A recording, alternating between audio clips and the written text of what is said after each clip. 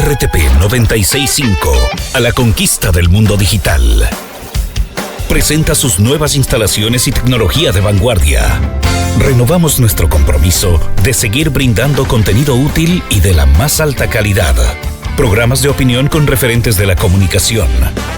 Noticias para contar todo lo que está pasando en todo momento. Una variedad de segmentos con lo que necesitas saber. Y asociaciones internacionales estratégicas. Todo para mantener a nuestra audiencia y seguidores siempre bien informados. Siempre en RTP. Buena compañía. Tropicana RTP 96.5 presenta Hablando Fuerte. Hablando Fuerte. Con Rodolfo Vaquerizo.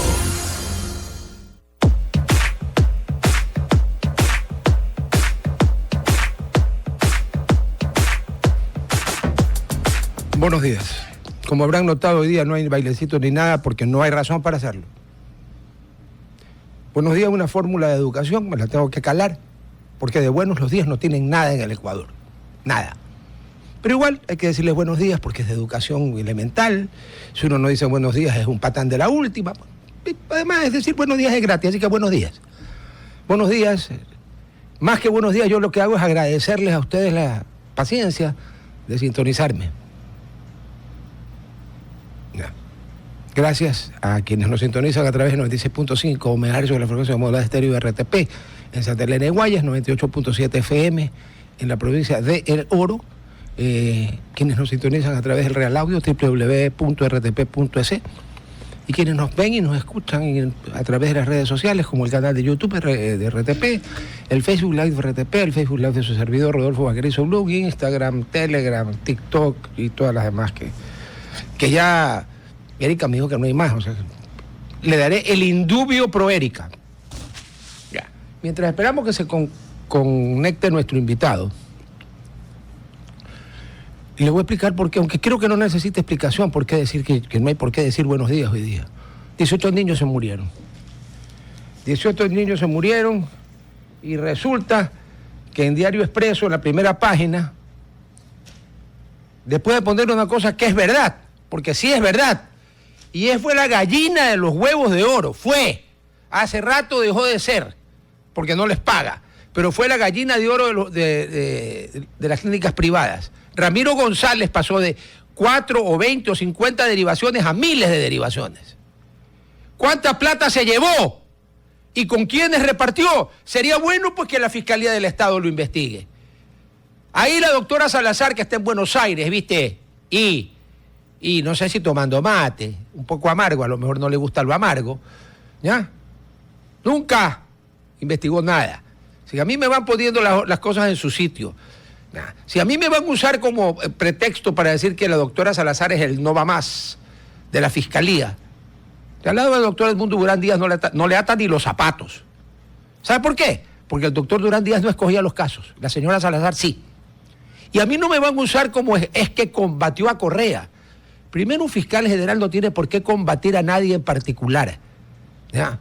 Tiene que ser el acusador del Estado, no tiene que combatir a nadie. Pero vamos a aceptarles el combatió a Correa. Vean, equipo de ignorantes.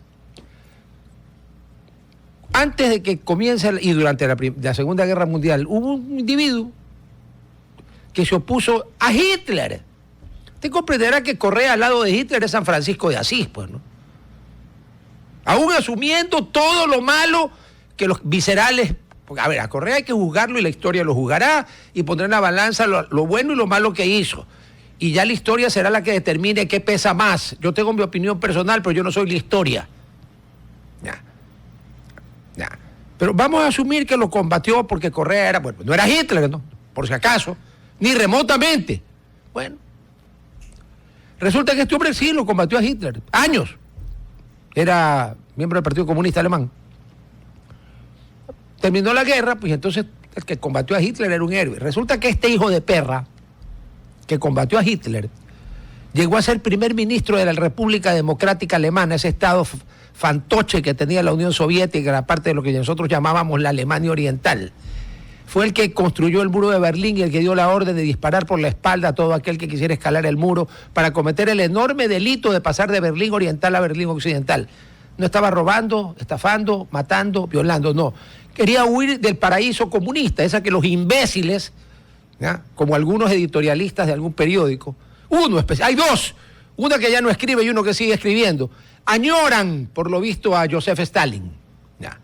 Bueno, Walter Ulbricht, porque ese era el nombre del tipo, bajo sus órdenes, los Vopos, la policía de la Alemania Oriental, policía militar, no recuerdo si es 61 u 81 asesinados por la espalda. Me van entonces a mí a decir que como combatió a Hitler, estaba bien que haya dado esa orden. No, pues. No, quiere darle una medalla por combatir a Correa, a la fiscal Salazar. Dele 20 medallas. Pero no me venga a mí a decir que es el non plus ultra de la fiscalía porque le hago una lista de casos que nunca quiso tocar. Y una lista de casos que los tocó, en mi opinión, esa sí es mi opinión personal y me puedo equivocar, la comparten muchos juristas y expertos en derecho, con harta mala leche. Le quiero un ejemplo, Danilo Carrera. Solo a ella se le puede ocurrir que Danilo Carrera tenía que ver con la mafia albanesa. A ella la asamblea le hizo el enorme servicio de no permitir que unos audios, en las que entiendo, yo no he oído los audios, pero si no permitieron que se escuchen los audios y después me hablan de democracia, me jodan, hombre. ¿Por qué? Porque ahí resultaba pues que no había sido pues la Madre Teresa de Calcuta, sino que había sido ni Madre Teresa ni de Calcuta. ¿Se acuerdan la canción de los hermanos Pinzones? Que eran unos marineros que se fueron con Colón a buscar nuevas tierras. Ah, y hay dos versiones, la otra no la voy a cantar, obviamente, ¿no? A ver si veo ya a mi maestro. Veo el nombre, pero General Gagrepa, Monsieur, ¿qué es que sé? Muy buenos días, súbemelo un poquito, saca mi cara y pónmelo al doctor Sarracín. A ver, antes que nada, una pequeña introducción. Cuando yo estaba en el Colegio San José, de Les Frères de l'École Chrétienne, los hermanos de las escuelas cristianas, llamados también de La Salle, de donde salieron el presidente Correa y el presidente Lazo, cada uno tiene motivos para abominar de los dos. Bueno, en tercer año nos daban por primera vez álgebra, física, química y biología. Y en el examen del primer trimestre era la tabla de los elementos y había que aprendérsela. Entonces me tiré un sábado. Como yo en ese tiempo tenía mejor memoria que ahora, me la aprendí. Y saqué 20. Fue el único desgraciado que sacó 20. Todo el mundo maldecía. Después no volví a sacar nunca más 20 porque ya no había que aprenderse nada de memoria. Pero mi maestro era el doctor Luis Sarracín, a quien tengo el honor y el gusto y el placer, porque lo considero un amigo además, de tenerlo aquí y voy a acudir a él. Señor doctor Sarracín fue ministro de Salud en tiempos en que no había ni sobreprecios, ni ambulancias chinas que había que montar aquí, ni estoy indignado, ni niños que se mueren porque no hay una cánula de $2. Lucho, buenos días. ¿Qué le pasa a este conjunto de aldeas mal llamado país?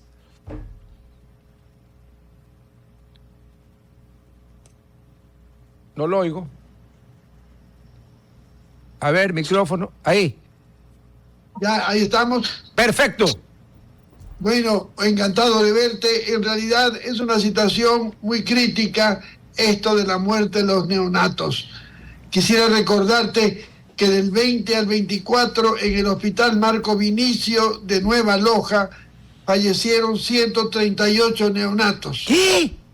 En el 2012 en el Hospital de Casa Bustamante, acuérdate que murieron 8 neonatos que por una bacteria que se llamaba Serratia marcescens. En octubre del 24, el Monte Sinaí tuvo 27 neonatos muertos debido a la reutilización de las cánulas de administración de alimentación parenteral. Y ahora tenemos los 12 muertos del hospital universitario. Es decir, hemos coleccionado a lo largo de los tiempos una buena cantidad de neonatos que han fallecido sin haber tenido razón para ello, debido a la pésima estructura del Ministerio de Salud y a la falta de las respectivas autoridades que con capacidad y preparación debieron haber dirigido y manejado esos hospitales. A ver, yo con las cifras que acabas de dar, ya ahora sí, si yo estaba furioso cuando llegué aquí, estoy al borde de treparme por las paredes. A ver, vuestra merced mencionó una cánula. ¿Qué es una cánula? Que cuesta $2.000, $5.000 y que por tanto no había, porque no había plata para... Comprenderá que yo de medicina no sé absolutamente nada. Primero que nada, ¿qué es una cánula? Es un pequeño artefacto de polietileno, un tubo de polietileno. ¡Una manguera! Tiene una punta abierta, cilíndrica, y una punta terminal redonda que se introduce en la nariz de una persona, de acuerdo con su talla, y a través de ella se administra oxígeno, y que cuesta más o menos entre $2.20 y $2.50. ¿Qué? $2.20. Sí. Pero, perdón, pero si los hospitales le mandan a la gente a comprar remedios por 80, por 70, $50, ¿cómo es que nadie pudo decir, vea señor, no hay cánulas, compre, vaya ahí, si al frente de los hospitales hay como 40 farmacias? Sin conocer exactamente si el problema es de cánulas, pero esa es la verdad sobre lo que es una cánula y su precio. A ver, yo sé que es una tarea desagradable, especialmente cuando no hay un proceso y no hay pruebas, pero hay cosas que son evidentes, ¿no? La lógica de Aristóteles no falla. Con ese recuento de muertos desde hace tiempo, quiere decir que la ineficiencia no es de ahorita, es de larga data. ¿Qué pasó? Es una de ineficiencia heredada que se va desplegando como a luz y que va avanzando poco a poco, formando la gran bola de nieve desde pues X tiempos, desde donde nace la desorganización, el irrespeto, la falta de preparación, la incultura y el quemiportismo de las autoridades que ascienden a un cargo por el arte posiblemente de figurar, pero que no saben exactamente cuál es su deber, cuál es la gestión que deben cumplir en base a una preparación inexistente, a un desconocimiento de salud y de la realidad nacional. Pero leo el Expreso, primera página, dice: tragedia de neonatos expone la necesidad de protocolos estrictos.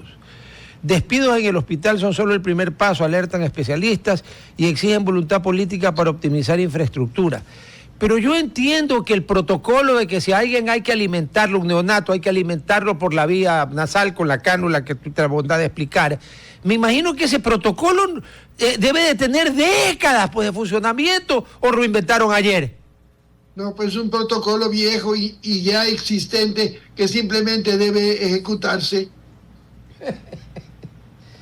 Me decía un colega de vuestra merced que no hay la cánula, ok, que se podía hasta improvisar hasta que alguien vaya a comprar la buena, con una cosa de los sueros orales, con la manguerita, con el S, que se podría improvisar mientras se va a traer la correcta. ¿Se puede?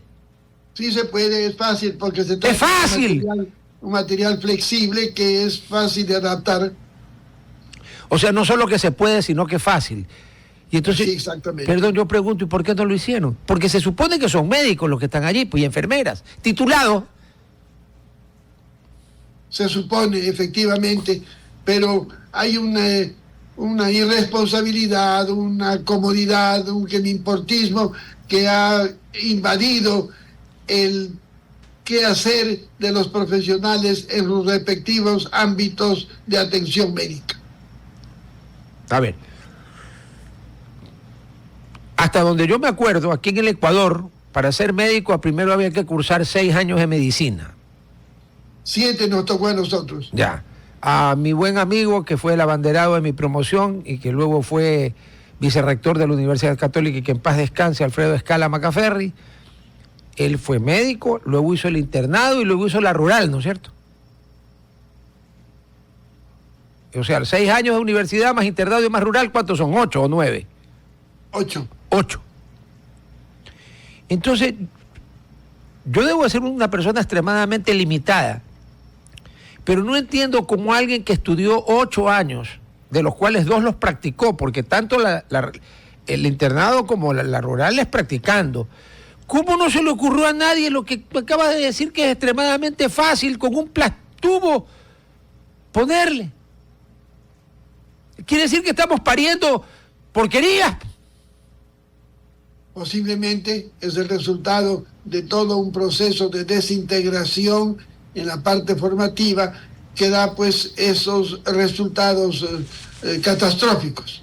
Sí, porque la vida, consumando a grosso modo lo que tú señalaste, son como 200 niños muertos, neonatos, que probablemente no debieron morirse. A lo mejor alguno ya vino enfermo y todo, pero no todos, pues, ¿no? O sea, Desde el año 20 prácticamente es ese número verdaderamente terrible. He estado en el servicio de prematuros del Hospital de Pediatría del Centro Médico Nacional del IMSS, y en ese hospital llegamos a tener prematuros de 600 gramos de peso. O sea, que los podíamos sostener en una sola mano, y que después de 4, 5, 6 meses de incubadora y atenciones salieron con 2.500, 2.600, casi como un neonato, a hacer su vida en el exterior sin mayores complicaciones, pero en servicios donde había un control, una disciplina extraordinaria, casi de un ejército prusiano, para poder mantener y vigilar al pelo todos los procesos del servicio para que no hubiera ninguna complicación con los neonatos asilados.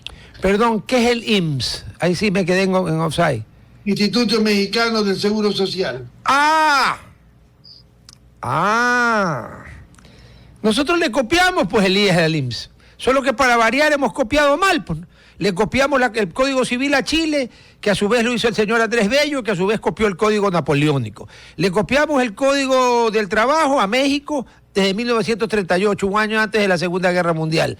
Y encima le copiamos mal, porque por lo que dice el doctor Sarracín, el IMSS, el Instituto Mexicano de Seguridad Social, funcionaba, pero como dijo, como ejército prusiano. Aquí un niño de 400 gramos tiene tanta posibilidad de seguir vivo como yo de aprender matemáticas. Cero.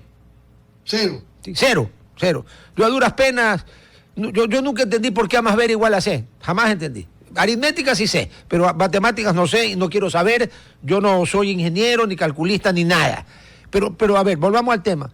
Cuando vuestra merced empezó a ejercer como médico, ¿cuántas facultades de medicina habían en el Ecuador?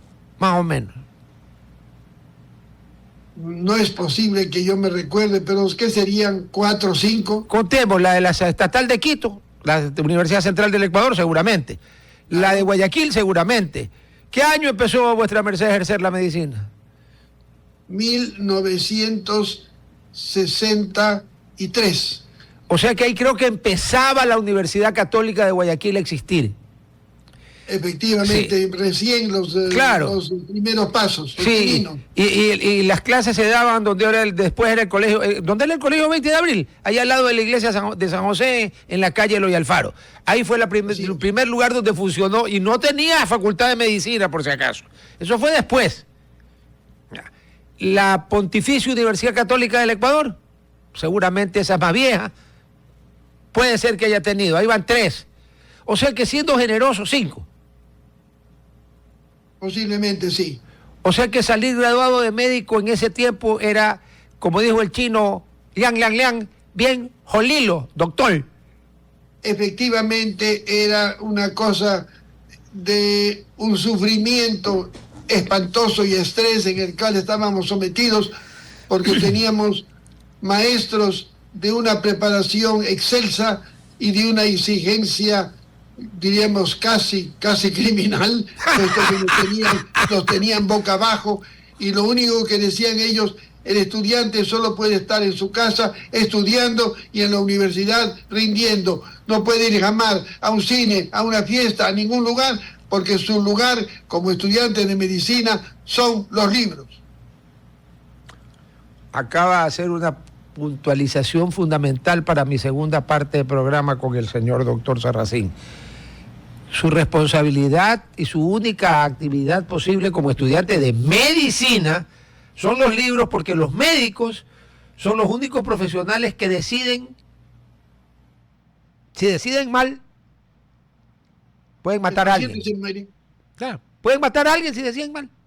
Por error. y sin responsabilidad. Así es. Vamos al corte, nosotros seguimos en la radio, en las redes. A ver. ¿Y ahora cuántas facultades de medicina habrán? Porque resulta que hay una facultad de medicina hasta en la Universidad Técnica de Portoviejo. Y yo quisiera saber qué hace una facultad de medicina en una universidad técnica. Porque para mí la técnica está vinculada con la física, la ingeniería, esa cosa. Pero yo soy un ignorante en eso. A lo mejor creerán que la medicina es una técnica. Lo que sucede es que los gobernantes, para ser simpáticos con la población, les dan una serie de canonjías y de esta manera van ganando simpatías y adeptos. Entonces decirles a un lugar, le voy a organizar una facultad de medicina, esa gente se siente maravillada, agradecida y festiva por la noticia que le acaba de dar la autoridad, que la da sin saber la responsabilidad tremenda de formar un instituto formativo de altísima jerarquía y profundidad en un lugar en donde a lo mejor las condiciones no son favorables para ello. O sea que si se detuvieran esas personas de esas ciudades o pueblos o comarcas a pensar un poquito y no se dejaran llevar por lo visceral y por el entusiasmo, se darían cuenta que no les están haciendo ni un servicio ni un favor, los están perjudicando, porque probablemente los que salgan de esa universidad, algunos rebuznen, hagan la maravilla de rebuznar, porque el ser humano y el burro tenemos la tráquea distinta, por eso es que yo no rebuzno a veces. Sí, pero otros ni siquiera aprendieron a rebuznar. Ay, carajo. Ya. O sea que en el Ecuador en este momento que habrán 20 facultades de medicina. Más o menos, posiblemente. No sé exactamente. Pero es una desproporción, pues. Porque es que no cualquiera... A ver, Lucho, perdón, yo no quiero sonar elitista ni nada por el estilo. Pero yo sí creo que no cualquiera puede estudiar medicina. Y peor pasar.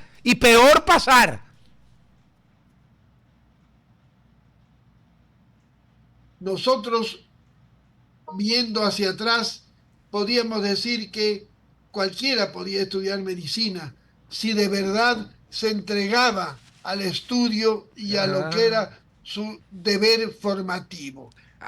Teníamos nosotros personas de todo tipo de clase y social sin ninguna discriminación, pero eso sí, todos con el mismo denominador, tragalibros a la brava. Es que a eso me refería con el no cualquiera. El que no se va a sacar la madre estudiando no puede ser médico. Simple y llanamente. No puede, en ninguna especialidad. En ninguna. Ok. Entonces, aquí, yo sé que vuestra merced no es abogado, pero por pura lógica, aquí hay, en mi opinión, hay un delito culposo. Porque obviamente nadie fue con la intención dolosa de matar a un neonato. Pero es igual que un accidente de tránsito. Nadie sale a manejar un carro para matar gente. No, pero a veces hay un accidente de tránsito y muere gente y eso es un delito culposo que está tipificado en el Código Penal. Esto es un delito culposo, pues también. Así es. En el servicio de prematuros que te decía del hospital del IMSS, hacían una vigilancia desde la forma de vestir de los que trabajaban en el área, le revisaban si es que tenía las uñas cortadas, por ejemplo. Y le hacían un exudado faríngeo, un estudio de la bacteriología de la garganta, mensualmente a todos los que trabajaban en el área de neonatos para detectar en un momento si hubiera alguien con alguna infección respiratoria, como por ejemplo con una Klebsiella y que no se hubiera diagnosticado a tiempo y por supuesto eso serviría para contagiar a aquellos seres cuya situación inmunológica es pobrísima por su inmadurez. A ver, me voy a lucir. El exudado faríngeo es cuando el doctor le dice a uno, abra la boca, y con una paleta de madera, y luego mete un hisopo y hace así, y dice, cierra la boca. Eso. Eso es todo. Ya puedo ser médico, porque algunos me da la impresión que saben eso y no mucho más. Ok, entonces ya estamos de acuerdo al tema. Vamos a la segunda. Y la puse en segundo lugar, no porque no me avergüence, o sea, la muerte es lo peor que hay, peor si es producto de irresponsabilidad, de falta de de vocación, porque esa es otra. El médico no solo tiene que estudiar, tiene que tener vocación de médico. Que no es fácil, porque a veces lo llaman a las 3 de la mañana a jorobar con M. Bueno, está bien. Resulta que en la hermana República Argentina, donde está, por ejemplo, el Instituto Favaloro, para hacer una especialidades que en el Ecuador fueron cerradas por orden del presidente Correa, no sé en base a qué razonamiento, bastante ilógico, por cierto, Aristóteles lo hubiera dejado de año, ¿ya? Y van. En Argentina la educación es gratuita, o sea, la secundaria, igual como aquí en las universidades del Estado. Bueno, este año estalló el relajo, porque se dieron notas totalmente antihistóricas en el mismo examen, gente que sacaba 92, 94, 96, cuando antes 87, 88, una nota brutal. Bueno, se ponen a investigar y resulta que se había copiado el examen un ecuatoriano, qué vergüenza, con unas gafas, las Ray-Ban inteligentes, se ve pues, con pasaplaos a la vez. Bueno, la mandó y luego fue 9 veces al baño. O sea, el hombre ha tenido una cistitis impresionante y resulta que un montón de gente apareció con 92, 93, 94. Estalló el relajo porque no era posible. Compararon con las notas de la universidad, de las de aquí, 60, 64. Y entonces, bueno, señores, acabó anulado el examen. Los que no habían copiado armaron el escándalo, entonces les revisaron el background académico y vieron que efectivamente era gente que tenía 87, 88, 90. Normal, pues si uno ha sacado ese porcentaje en 6 años, sí lo puede sacar en el examen. Bueno, los que no lo sacaron, a dar examen de nuevo. Entre 10 y 15 volaron como las golondrinas. Y de los 100 y pico que se presentaron a dar el examen, el que sacó la nota más alta creo que sacó 58, habiendo sacado 90 y pico. Ergo, copiaron. ¿Qué pasa? Que la mayoría de los que copiaron, estamos regresando del corte, estoy hablando de la copia masiva en Argentina de médicos ecuatorianos que hicieron trampa en un examen. La mayoría de los que copiaron, ecuatorianos. Universidad de donde salieron, la mayoría de la Universidad Técnica de Portoviejo. Una de las universidades favoritas del señor que cree que la tinta vuela. Y llena de cubanos y de venezolanos y de quién sabe qué más. Yo no tengo nada en contra de los cubanos, además, algunos de mis mejores amigos que en el colegio eran cubanos, 2 de ellos. Ya. Universidad Central del Ecuador y unos muy poquitos de la Católica, pero muy poquitos. Bueno, Milei los quiere deportar. ¿Qué pasó, pues, Lucho? No puede ser. Esto no es un examen de 5º año, ni de 4º año, ni de 3er año, ni de primaria. Son médicos, por Dios, gente que se supone que estudió, gente que debería conocer el significado de la palabra ética. ¿Qué pasó? El nombre del Ecuador está por los suelos en la Argentina. A uno le dice, ecuatoriano, ¿sabes lo que piensan? Tramposo. ¿Qué pasó? Bueno, analizando la problemática, cuando uno está en la primaria o secundaria y tiene materias favoritas y otras donde no le va bien, a veces preguntar en el examen, incluso que alguien haga una polla, no se justifica, pero es entendible, está en el proceso formativo y termina cuando se gradúa de bachiller. El momento en que un ser humano va a la universidad, va con el propósito de formarse íntegramente y de la mejor manera para poder hacer frente a los requerimientos de la profesión cuando esté en condición de ejercerla. Por lo tanto, jamás pensará, solo que sea un soberano imbécil, en engañarse a sí mismo para de esta manera avanzar, aunque no tenga la calidad, la capacidad y los méritos para ello. Aquí sucedió eso, una serie de irresponsables que se olvidaron que iban a formarse y que a lo mejor iban a un paseo campestre y que el copiar no era nada malo y que el engañarse era aceptable, puesto que todo el mundo lo hace, dirían, y entonces lo hicieron y cayeron en una falta horrenda que jamás debió haberse dado, puesto que ponía en una situación de calamidad el nombre de un país y de una organización como es la universidad, al demostrarse como seres incapaces y practicantes de una acción fraudulenta, reprochable desde todo punto de vista.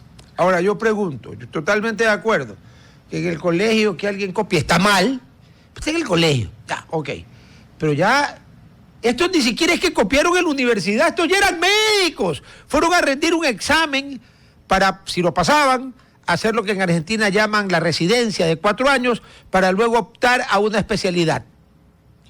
Médicos, con el título, el cartón ese que dice la República, la universidad tal, por la autoridad de la ley de la República del Ecuador, confiere el título, antes decía de médico cirujano a fulano de tal. Son médicos. Entonces yo pregunto, es peor, pues, es más inadmisible, pues. Un médico no puede tener esa calidad ética, porque al menos a mí, bueno, yo siempre he escogido bien, mi clínico es, bueno, ya no es porque está retirado, pero fue desde que yo tenía 17, 18 años, el doctor Juan Tanca Campuzano. Entonces yo, si el doctor Tanca decía que A más B era X, Y, Z, yo A más B es X, Y, Z. No tengo nada que discutir. Pero con estos tipos, pues puta, se me acercan y saco el revólver. Porque estos individuos son capaces de matarme. O por brutos o por pillos. Esto es inadmisible. Un médico. ¿Un qué médico? Uno, ¿qué médico? Son como 90. 117. ¿Todos ecuatorianos? No, pues una parte no son ecuatorianos. No, 117 tramposos. Sí, están repartidos, la mayoría ecuatorianos, de ahí van colombianos y venezolanos. Y entonces ahora nos enrostran que los ecuatorianos van a Argentina a estudiar gratis, viviendo de los impuestos de los argentinos, a hacer trampa en el examen y quitarle un puesto a un argentino, y lo que es peor, avanzar, tener su especialidad y poder hasta matar a alguien. Y nos han puesto por la, ¿cómo dicen en Argentina? Por la bosta de los caballos nos han puesto. Sí, efectivamente, yo me recuerdo que siendo R3 en el hospital en México, la materia más complicada y terrible era infectología, porque debía saber todas las enfermedades infecciosas, y el jefe de servicio era un hombre implacable. El día del examen éramos 18 R3, entró, nos hizo sentar, nos dio la hoja de examen a cada uno, y después de entregarnos la hoja dijo: estoy con muchas ocupaciones en la dirección, por lo tanto los dejo aquí haciendo el examen y luego vuelvo. ¿Qué? En las bancas había la parte baja donde uno dejaba los libros y todo lo que había llevado. Nadie de los 18 abrió la boca. Nadie se atrevió a buscar algo para encontrar la respuesta de una pregunta del examen. Todos en absoluto silencio hicimos el examen. Él llegó como 10 minutos antes de la hora, preguntó cómo nos había ido, le dijimos: ahí más o menos, profesor, muy bien. Terminamos el examen y lo entregamos. Nadie copió, habló o dijo nada, porque era nuestro futuro. Éramos nosotros los que estábamos dando el examen de infectología para ser pediatras a carta cabal, y por lo tanto no había cabida para que nosotros mismos, como imbéciles, nos engañásemos de una prueba de eficiencia obligatoria. Porque, a ver, corregirá su merced mi ignorancia, pero yo me imagino que la infectología es una ciencia, parte de la ciencia médica fundamental, pero los pediatras trabajan con niños. Es todavía más fundamental porque ellos no tienen defensas como un adulto, ¿no? O sea que ya el que hacía trampa para ser pediatra es un criminal. Efectivamente, porque estamos tratando con pacientes que están en capacidad de defenderse por su maduración y desarrollo inmunológico, y otros no, y por lo tanto uno tiene que estar preparado para hacer frente a cualquiera de esas contingencias en el ejercicio profesional. A ver, aquí ya. Hay, yo sé que se va a reír, Monsieur le professeur se va a reír. ¿Hay alguna disposición que permite en el Ecuador retirarles el título a los desgraciados estos que fueron a copiar a Argentina? Que están identificados con nombre y apellido. No. No hay. No hay manera, porque tienen el Vamos a la radio, respaldo corte, de un seguimos aquí. título que ganaron y que ha sido otorgado por la universidad. Tendría que ser motivo de un proceso y de un juicio, pero es larguísimo el desconocer su calidad de médicos, habiendo ya una certificación oficial de la universidad, como es el otorgamiento del título. Por lo tanto, no creo que a esto, no habiendo sido una falta médica, no cometieron una falta médica, sino una falta ética y de moral médica. Por lo tanto, no sé si definitivamente se podría hacer algo, lo veo muy difícil. No, yo pregunto, fue una pregunta retórica porque en este país, en Argentina, a los no sé cuántos argentinos, porque hubo argentinos que también parece que copiaron, les van a cancelar el título. Y yo creo que el presidente Milei no debería apresurarse en deportar, sino que debería la Fiscalía Argentina iniciar una acción penal por fraude, detenerlos provisionalmente y enjuiciarlos. Porque esto no puede quedarse así. Efectivamente, en eso estoy plenamente de acuerdo. O sea, deportarlos es hacerles un favor. Y otra cosa, la República Argentina nos debe a los ecuatorianos el publicarnos y enviar la nómina de los fulanos que copiaron, para saber aquí quién con título de médico fue a copiar un examen. Porque ese señor no está capacitado éticamente y por las notas que sacó, parece que tampoco científicamente, para tratar ni a la burra de Balaam, suponiendo que pudiera viajar en el tiempo. Efectivamente, es una sanción ejemplarizadora la que debía aplicarse, porque esto es inadmisible como hecho, queda como un hecho histórico verdaderamente turbulento y negro el que haya sido una acción de profesionales en un acto de responsabilidad institucional. Una barbaridad. Bueno, aquí... es que yo no me lo dejo ir sin preguntarle algo. Yo tenía entendido que la tuberculosis ya pues que en Ecuador estaba casi erradicada. No ha estado erradicada nunca. Ya, bueno, pero que estaba controlada, más o menos. Eso sí. Ya. Pero de repente se descontroló, pues compañeros, y hay un montón de gente, y lo peor de todo es que ni siquiera tienen la ética, pues no solo los que copian tienen falta de ética, los que no dicen la verdad también tienen falta de ética, de decirnos cuánta gente está infectada, de la cárcel nomás, perdón, que hablar con... de la cárcel, ¿sabes? ¿Cómo es lo políticamente correcto? Se vaya al diablo. Ya, ahí tuvieron que transferir a 150. Pregunto, en ese hacinamiento que son las cárceles en el Ecuador, la tuberculosis, ¿qué tan fácil de contagiar es? Bien, debemos recordar algunas cosas, Rodolfo. A ver. El cierre del hospital Alfredo J. Valenzuela, que era el hospital neumológico del ministerio. Sabemos que la tuberculosis no es una enfermedad para internamiento, sino para tratamiento ambulatorio. Eso ya lo sabemos. Pero había en el hospital unos cuantos pacientes, creo que alrededor de 40 y pico, que eran bacilíferos, o sea, que cada vez que tosían expulsaban bacilos de Koch. ¿Por qué? Porque tenían una tuberculosis crónico resistente a todos los tratamientos antituberculosos. Y por lo tanto, por esa razón y por el peligro de contagio, debían haber quedado recluidos hasta que pueda controlarse perfectamente su mal.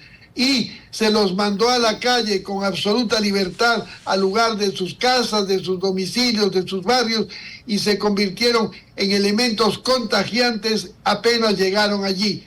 Por otra parte, el hacinamiento, la mala alimentación y las condiciones higiénicas desfavorables son un lugar apto para el desarrollo del bacilo de Koch. Por lo tanto, la penitenciaría es definitivamente un foco agradable para el bacilo y para el desarrollo de la tuberculosis como enfermedad.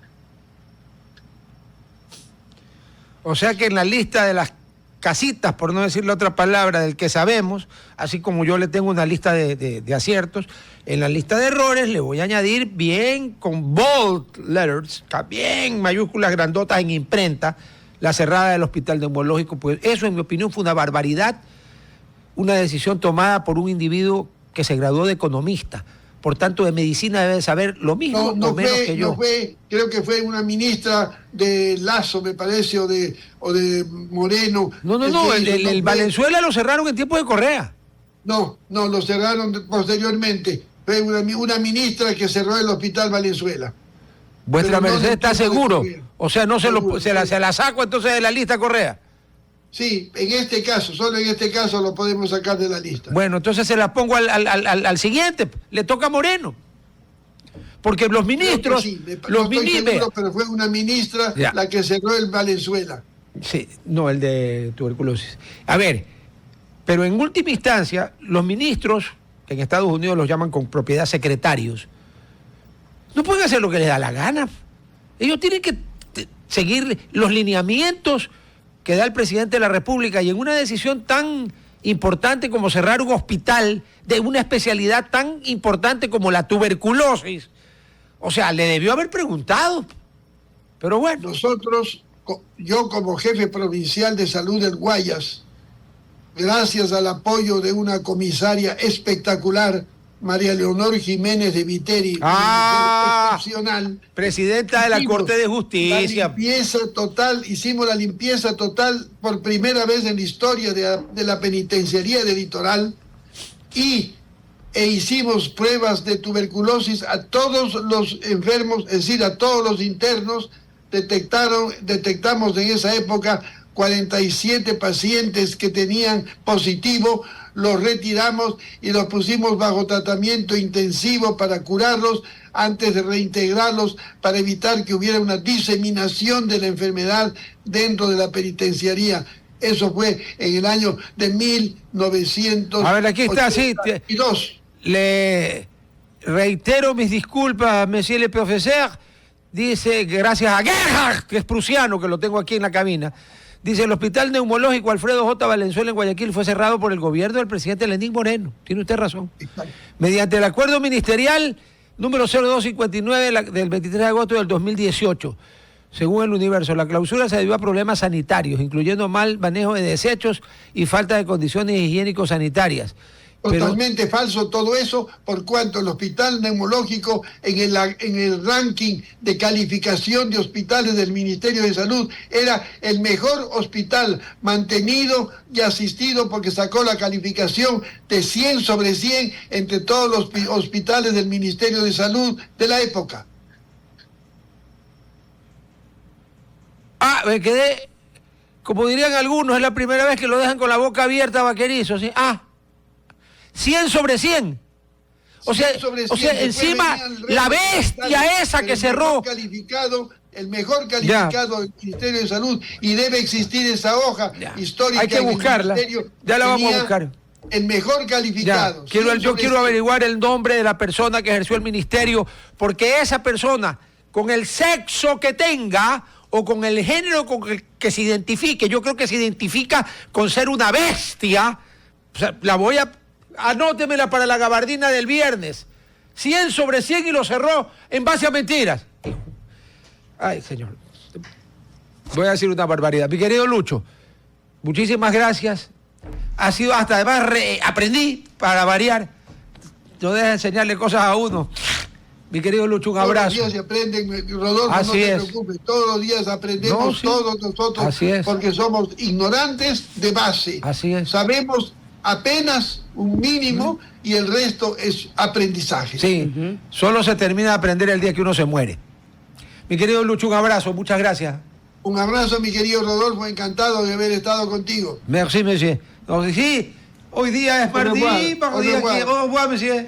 Saludos, aquí está La reina verde está de blanco con beige.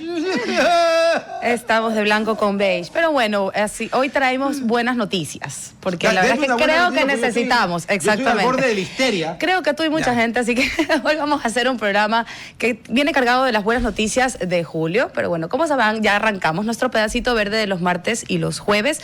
Esto es Ecoverde, un segmento de Hablando Fuerte, donde se reparte gabardina, pero también se dan consejos para salvar el ecosistema y tener una mejor calidad la de gabardina vida. Verde también. Me parece maravilloso, porque cada vez hay más candidatos. Cada vez podemos dar gabardina de varios colores, una azul y una verde, como para que quede claro. Azul no hay gabardina, disculpe. Pero bueno, voy a empezar tocando un tema que creo que es transversal con lo que estabas hablando justamente con un doctor tan reconocido como es Luis Sarracín, que recuerdo que fue de cabecera de muchísima gente que yo conozco. Y sobre todo de esta desconexión que tenemos, Rodolfo, con pensar que el tema ambiental es aparte de la salud. Tenemos un criterio deformado, pensando que el ecosistema o el cuidado del medio ambiente siempre es aparte del tema de salud. Y creo que cada vez es más obvio que muchos de los problemas de salud que tenemos en el país, sobre todo relacionados, por ejemplo, con la desnutrición infantil crónica, que se concentra en la Sierra Central, está totalmente ligada con la falta del acceso a agua potable o a agua limpia. Cuando estamos hablando de la calidad del aire de las personas, hablamos directamente en muertes prematuras por la contaminación del aire que están registradas a través de la Organización Mundial de la Salud. Cuando el suelo no está limpio, los cultivos que sacamos de ese suelo son directamente proporcionales a causarles daños en órganos y cáncer a las personas que consuman por arriba del número apropiado que uno puede recibir de pesticidas, fungicidas y plaguicidas. Es decir, este es un pequeño recordatorio de que cuando estamos cuidando al ambiente, cuando cuidamos la calidad del agua, la calidad del aire y la calidad del suelo, es proporcional a la calidad de salud que tienen las personas que están expuestos a estos ecosistemas. En Ecuador aún no tenemos un mapa nacional de a qué tipo de contaminantes estamos expuestos como ciudadanos y cómo prevenirlo.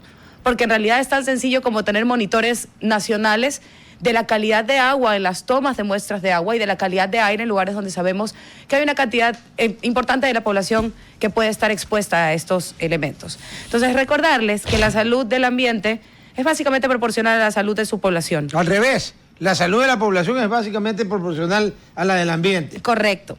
Y porque eso, si tú respiras, por ejemplo, en las ciudades donde hay una muy mala calidad de aire, correcto, tú tienes muchas más enfermedades de respiratorias que como en Guayaquil, donde como esto es plano, aquí no hay montañas. Es correcto. Erika, hola. Exactamente. Ya retornaste del aquelarre que organizó pasa? María Fernández acá en Arequipa. Ahí hacen, al lado de un volcán, se reúnen, invocan a Satán. Mira tú, no me invitan. Pero aquí lo importante es que qué ha pasado con estas ciudades que han dado ejemplo. ¿Qué pasa cuando una ciudad es sede de algún gran evento, sea deportivo o internacional? Hablemos de las Olimpiadas de Beijing y hablemos de las Olimpiadas de París. ¿Cómo? A París lo obligaron a limpiar el seno, no se hacían las pruebas ahí. Exacto. ¿Y qué fue lo que hizo Beijing? ¿Cómo? Beijing cerró fábricas un año antes. Un año antes para poder respirar, porque eso era una cosa de loco. Así es. Y cosa curiosa, en Beijing se empiezan a contar los días de cielo azul o Clear Blue Sky Days para poder recibir a todos los deportistas en las Olimpiadas.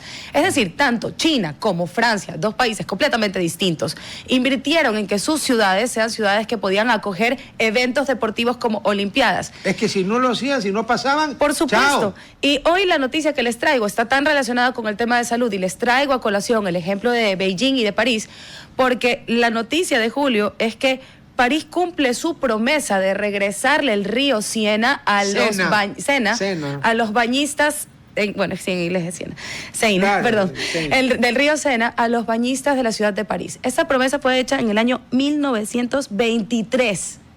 En el año 1923 se cierra el río para el uso de los ciudadanos. ¿Por qué? Por la altísima tasa de contaminación. No solamente hablábamos específicamente de coliformes. Esto quiere decir que las aguas negras, digamos así, el agua de drenaje, que no es lo mismo que el agua lluvia, sino las aguas negras, las aguas servidas, iban a parar directamente al río Sena. Y esto pues obviamente impedía que la población pueda utilizar el río como un lugar para bañarse. Especialmente con la boca abierta. Desde julio de este año, e incluso lo habla Macron y lo pone a través de sus redes, dice, esto es un ejemplo que ha sido intergeneracional. Eso realmente fue una promesa desde hace muchísimos años que se le hizo a los ciudadanos y hoy pueden reutilizar este espacio. Lo increíble de esto es que, por supuesto, para las Olimpiadas de París en 2024 empiezan a hacer esta inversión enorme y a mí me encanta porque Rodolfo sabe traducir muy bien, 1.6 billions, pero esto es en inglés. Es 1.600 millones. 1.600 millones de dólares. En castellano. En castellano le tomó a París recuperar el río Sena. Pero obviamente la infraestructura que viene para esta inversión... Pero ya lo recuperaron. Ya lo recuperaron. Claro, en este momento... ya queda, ya no... ahorita la ley es tan dura que el que lo vuelve se lo...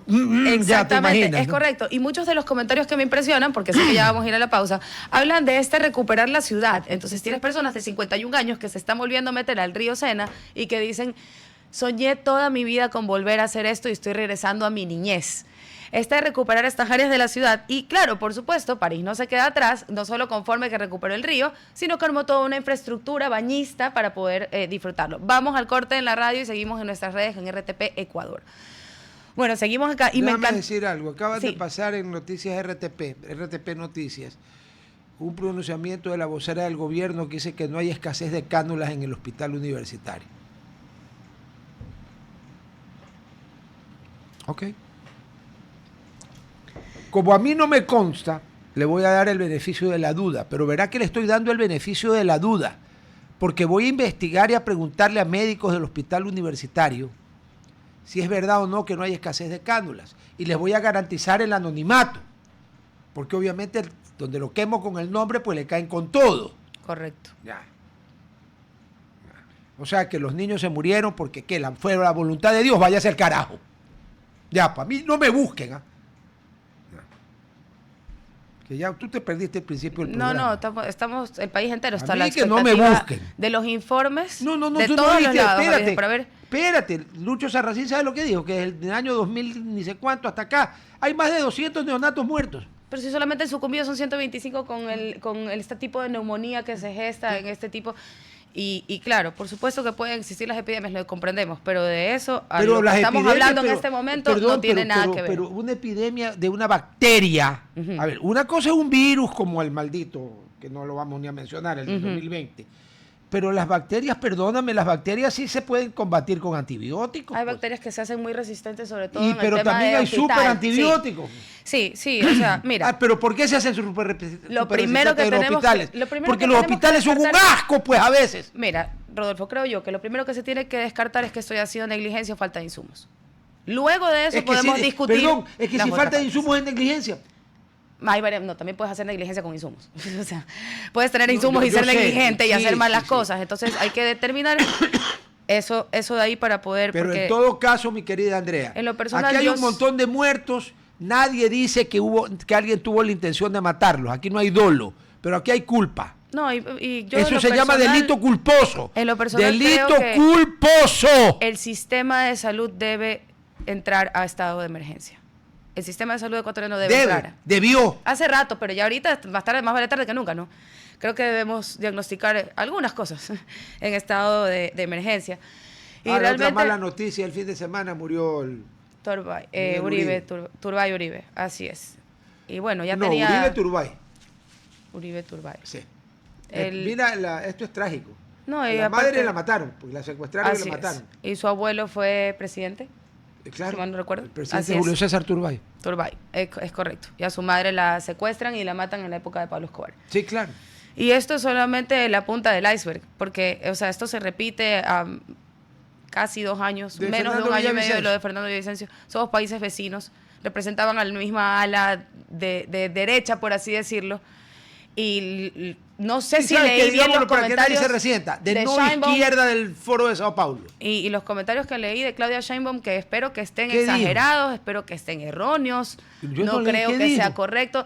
No lo voy a repetir hasta que no confirme la fuente, porque creo que es un error repetir las cosas, porque yo no lo puedo creer. Entonces, Pues me lo dice después al oído. sí, Ok. porque estoy buscando la noticia Y todavía, después pero de que me lo diga al oído, yo lo voy a decir al aire, así porque es. yo no tengo ese Creo problema. que la sombra del autoritarismo y de la falta de libertad, porque esto ya no habla de izquierdas y derechas, esto ya habla de libertad o de mordazas, porque indistintamente si son de izquierdas o derechas, asesinar a un candidato presidencial en vísperas de una elección, y es más, ya Colombia lo declaró como magnicidio oficialmente. Entonces, la realidad es que Latinoamérica se enfrenta al fantasma más grande y realmente con el que siempre hemos venido luchado. Mira esto. La falta de libertad. Vacunan dentro del propio hospital. ¡Dentro del hospital! Así es. Pagamos $3 diarios para limpiar. Alertan médicos del hospital Dr. Enrique Ortega Moreira. Adivina de dónde. De Durán, pues.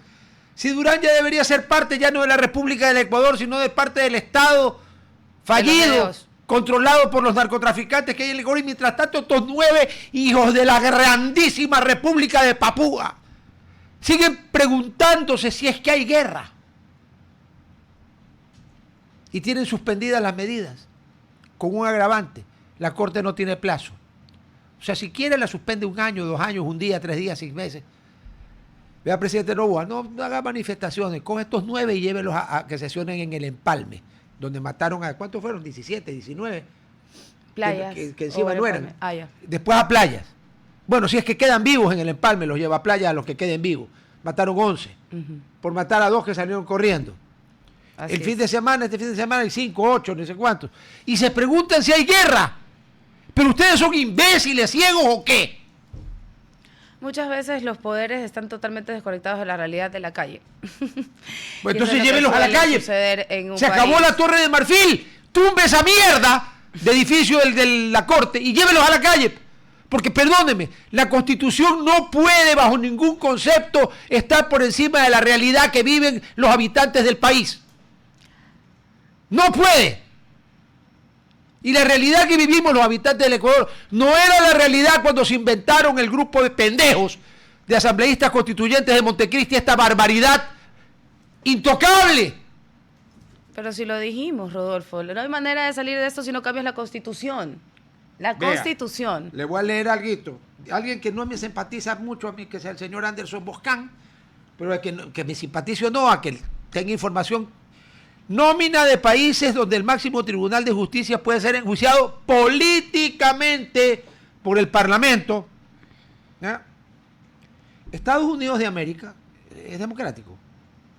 Sí, ¿no? Canadá, México, Argentina, Chile, Perú, Paraguay, El Salvador, el Reino Unido, o sea, lo que nosotros conocemos por Inglaterra, the United Kingdom, de Inglaterra, Gales, Escocia, Irlanda del Norte, la Isla del Hombre y la Isla del Canal, así se llama. Irlanda, Australia, Nueva Zelanda, India, Japón, Filipinas, Nepal y Sudáfrica.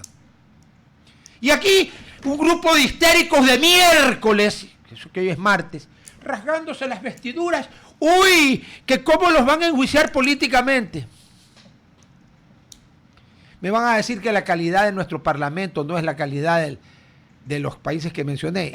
Y que las cortes que tenemos nosotros es de la calidad de las cortes de los países que mencioné. Es correcto. Es correcto.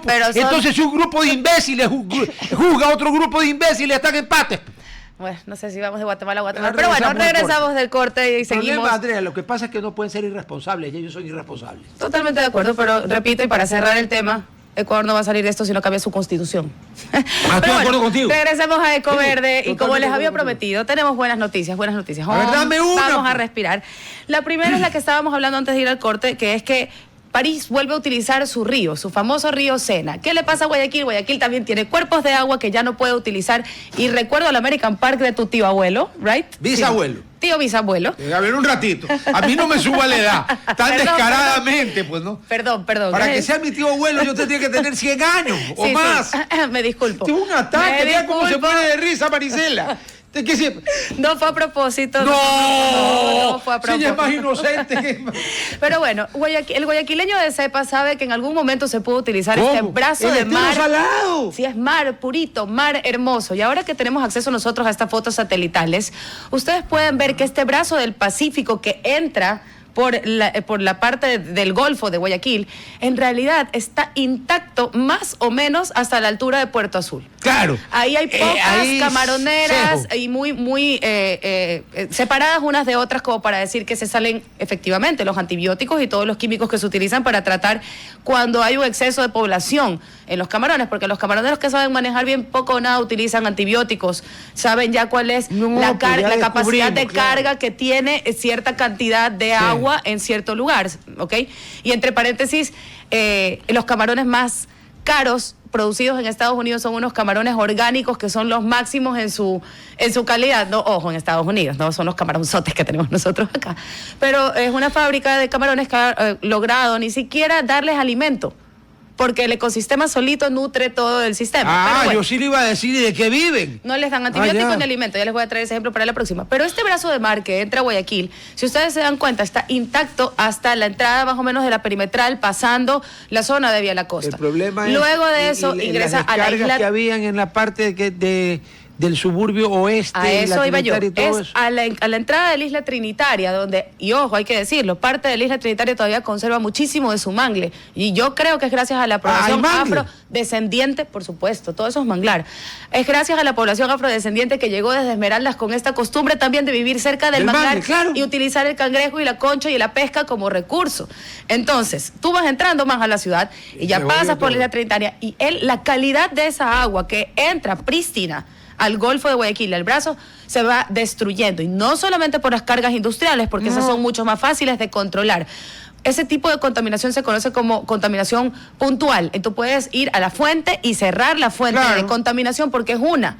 En el caso de las descargas domésticas, el punto de generación de estos desechos es muy abierto y muy disperso.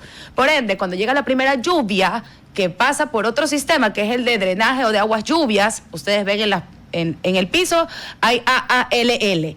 Eso es aguas lluvias. Cuando dice AAPP, ¿qué es? Agua potable. Pero la que dice aguas negras o aguas de descargas, esa jamás, nunca en la vida, iría a parar a nuestro estero salado, porque está conectado a la red de alcantarillado.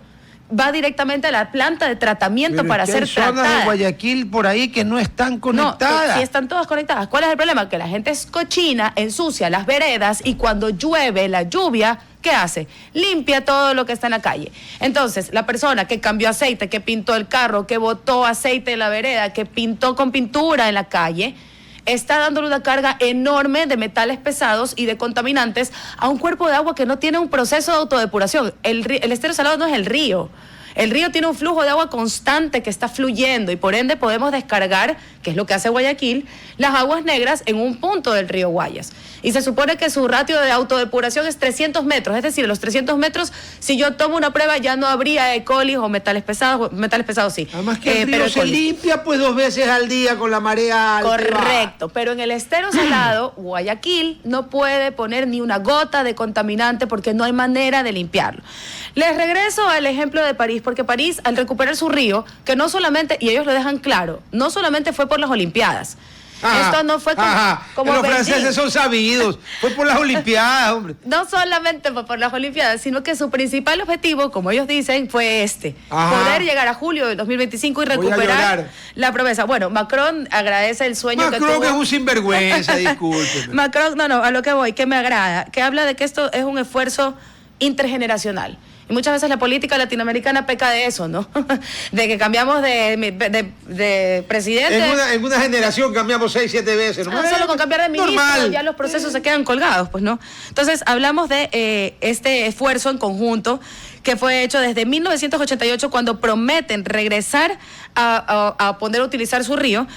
Jacques Chirac, primer abogado para revertir el daño que alrededor de... Fue primer ministro de Francia. Es correcto. Entonces Macron le agradece a este sueño a Chirac de haber recuperado el Sena. Y lo interesante es que esto moviliza de nuevo millones de dólares en turismo que van a ser parte de esta inversión, porque esto no fue solamente una caridad o fue un trabajo voluntario simplemente... ¿Te gusta el precio de la gasolina? Pero bueno, lo chévere es que París no solamente recuperó su río para que quien quiera metérselo, sino que ya ha hecho una inversión en infraestructura donde pueden bañarse, donde hay lugares para tomar el sol, tienes puestos, han hecho como una playa donde tienes muebles tipo de playa y snacks en la oferta. Es decir, París va a recuperar todo ese movimiento turístico. Y ojo, Europa está atravesando cada vez mayores olas de calor y a las ciudades que tienen una población expuesta a grandes olas de calor, sí se les recomienda la inversión en la recuperación de sus cuerpos de agua, porque se convierten realmente en un paliativo para la calidad de vida que tienen estas personas. Y perdón, allá ola de calor no es los 36.5 grados que es el récord de Guayaquil. ¿No? El problema de Guayaquil no es el calor, es la humedad. No, porque allá cuando hay ola de calor está hablando usted de 40, 45 grados. Y es distinto porque nosotros de todas maneras somos una población acostumbrada y las costumbres en realidad, y es más, tenemos teorías, Tenemos portales, pues, hijita, los ingenieros de perdóname. medio ambiente tenemos una teoría que cada una de las razas ha sido, las razas de los animales, se va dando justamente por su contenido ambiental. Tú vas desarrollándote en base a eso. Pero bueno, vamos a seguir con las otras buenas noticias porque no solamente se recupera el SENA. Te habló de los animales. Sí. ¿Los asambleístas de qué raza son? No, esos no están clasificados en el reino animal. Vale. Pero bueno, la realidad es que también las costumbres y las diferentes etnias se van desarrollando según su ecosistema. Cosa curiosa, y se los dejo como dato, en Latinoamérica la mayoría de las culturas que se desarrollaron en altura arrastran la R. Y la mayoría de las culturas que se desarrollaron en la costa no pronuncian la S. Y son cosas que tienen que ver con el calor y con el frío. La mayoría de todas las culturas que están en la costa no pronuncian la S de Latinoamérica. Y las que están en altura arrastran la R. Hay evidencia de que lo que usted está diciendo, hasta lo de arrastrar, es verdad. De allí a que tenga que ver con el calor y con el frío, hágame el favor de explicarme. Mira, si tú coges el quechua... No, la S, la R... Vamos allá, es que si tú coges el quechua, que en realidad no es ecuatoriano, sino inca, porque nosotros hablábamos otra cosa, y el quechua fue impuesto por los incas sobre nuestras culturas, como la Valdivia o en Cabilca, los quituscaras... Sí, pero en México no habían incas. No, y ellos también hablaban otro idioma. Pero es lo que te iba a decir. Nahuatl. Los sáchilas, que son nuestros indígenas de la costa, que hablan el tzafiqui, que es un tipo de idioma más emparentado con el taíno mesoamericano, para ponerlo en cristiano, son lenguajes costeños. ¿Cómo sabemos que no nos están mandando a la casa del ritmo? Estos lenguajes costeños, ¿cómo se dice buenos días en tzafiqui? Se dice saramajoé. Y ya con ese dialecto tú te das cuenta que es de calor. Botellita de Jerez, todo lo que digas al revés. Pero bueno, Yo estoy sospechando que nos están haciendo M aquí. Hoy aprendieron una nueva manera de decir buenos días. Saramajoé está más emparentado por su lenguaje a los lenguajes de calor de Centroamérica, de Mesoamérica, que el quichua, que está más emparentado, y repito, no es tan ecuatoriano como otros lenguajes. No es nada ecuatoriano. Pero bueno, otras buenas noticias es que Europa este año empieza a invertir por primera vez más en energía solar que en cualquier otra energía. Es decir, Europa aportó Francia vive de energía nuclear. No, por energía solar, pero te digo, este año las inversiones, porque a ver, toda sociedad necesita aumentar su consumo energético, y lo he dicho varias veces, creo que el reto más grande de la humanidad es una fuente de energía. Una fuente de energía confiable y que pueda realmente suplir toda la demanda que se viene, porque sin energía realmente no podríamos evolucionar. La Corte Interamericana de Derechos Humanos le da 3 meses de plazo al Estado ecuatoriano para que responda sobre la destitución del presidente Abdalá Bucaram por, entre comillas, incapacidad mental. Dios mío, ¿Sí sabe lo que van a responder? Están sacando del closet. No, es que la Corte demora. ¿Sí sabe lo que van a responder? Alguna estupidez, y encima van a decir que fue contagiosa porque destituyeron a todo el mundo, porque como él era incapaz, los demás eran incapaces. La única mujer que debería tener demandado por sus derechos a este país es Rosalía Arteaga, y que vengan de a uno, porque el resto de verdad no se compara con lo que fue el caso de Rosalía. Bueno, vamos con la otra buena noticia. Dinamarca, aquí cito nomás, Dinamarca, por primera vez en el mundo ofrece un tren 100% eléctrico. Y me van a decir, bueno, trenes eléctricos siempre han habido. No, 100% eléctricos no. Dinamarca rompe este hito en el cual para ciertas partes se utilizaba otro tipo de energía, sobre todo en combustión, y le da al mundo su primer tren 100% eléctrico. Esto tal vez a través de Euronews. ¿Velocidad? No dice. China, por otro lado, hace rato venía tratando de cumplir este hito que ha cumplido este mes, y es que por primer año invierte más en energías renovables que en carbón. Y les voy a explicar el caso de China y de India.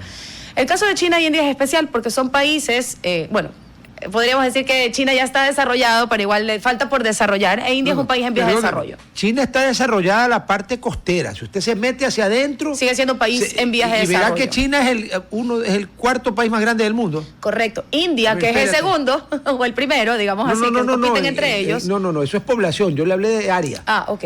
Es la Federación Rusa, Canadá, Estados Unidos, China es cuarto, Brasil quinto. ¿Y por qué? Y en población, la India es 1 y China 2. Exactamente. ¿Y por qué aplaudimos de pie este esfuerzo de China? Porque realmente es un esfuerzo, ¿ah? Porque China e India son dos países increíblemente poblados, en vías de desarrollo, con muchísimas necesidades, sobre todo energéticas, porque un país cuando está en vías de desarrollo, su primera necesidad es energía, y aumentar esa base de la energía de una manera confiable. Y repito, creo que el reto de la humanidad es siempre encontrar una fuente de energía confiable y sostenible en el tiempo. China e India tienen acceso a minas de carbón directamente. Es decir, ellos entran abren un huequito, Sí. hacen un espacio y tienen carbón natural. Es como El en Arabia carbón- Saudita que usted hace un hueco y sale petróleo. Es correcto. La fuente natural, por así decirlo, o lógica de energía de estos países siempre ha sido y será el carbón.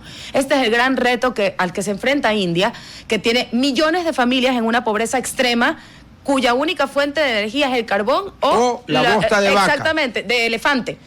Y de vaca. Y de vaca, que es... Porque acuérdense que las vacas, como son animales sagrados en el hinduismo, es correcto. ha de haber una cantidad impresionante de vacas que Así hacen lo es. que sabemos. Pues, ¿no? China ha invertido, como sabemos, un montón en energía hidroeléctrica, causando uno que otro estrago y a veces exagerando Bueno, el las tamaño. Tres Gargantas es sí, una enorme. barbaridad, ¿no? Pero en realidad es un esfuerzo que se aplaude de pie, porque China debería poder decir, bueno, yo soy un país en vías de desarrollo, soy un país que tiene necesidades, yo voy a consumir mi energía de donde se me hace más fácil. Sin embargo, ha sido el país que está liderando toda la tecnología en energía renovable.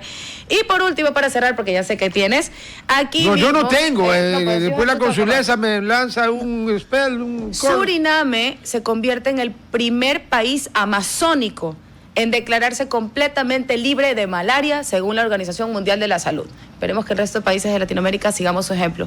Les repito, un medio ambiente sano es salud, y la salud, como bien dices tú, es proporcional a la calidad de nuestro ambiente. Suriname es la antigua Guyana holandesa, el Yes. país independiente, y es el país al que el imbécil, ese delincuente, traficante de Maduro, por el que ya dan 50 millones, le quiere declarar la guerra porque dice que el Esequibo es de Venezuela. No, Suriname, Guyana y Guyana Francesa son tres países. Ah, no, perdón, que la viven en guerra es su- con Guyana, tiene usted es con razón, es con Guyana, sí. no es con Suriname. con el Suriname, Esequibo. Guyana y Guyana Francesa son tres países latinoamericanos. No.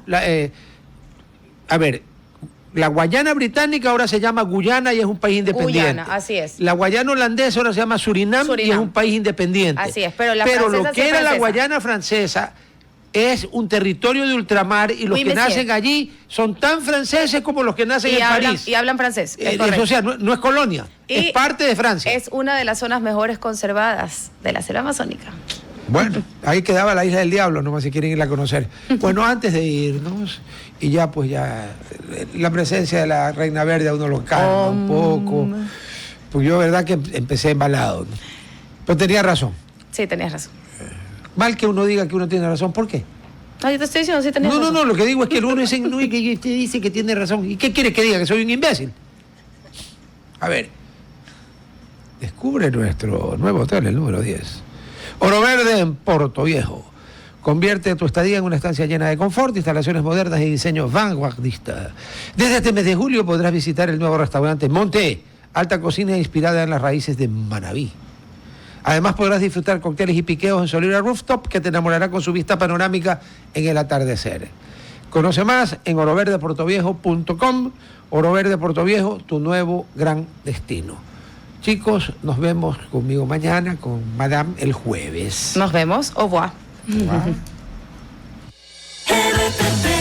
Hasta aquí, Hablando Fuerte. Control Master Marisela Basantes. Transmisión digital Gerardo Díaz. Redes sociales Erika Eras. Edición Oscar Saavedra. Dirección Javier Gamboa. Todos los derechos reservados. RTP 2025.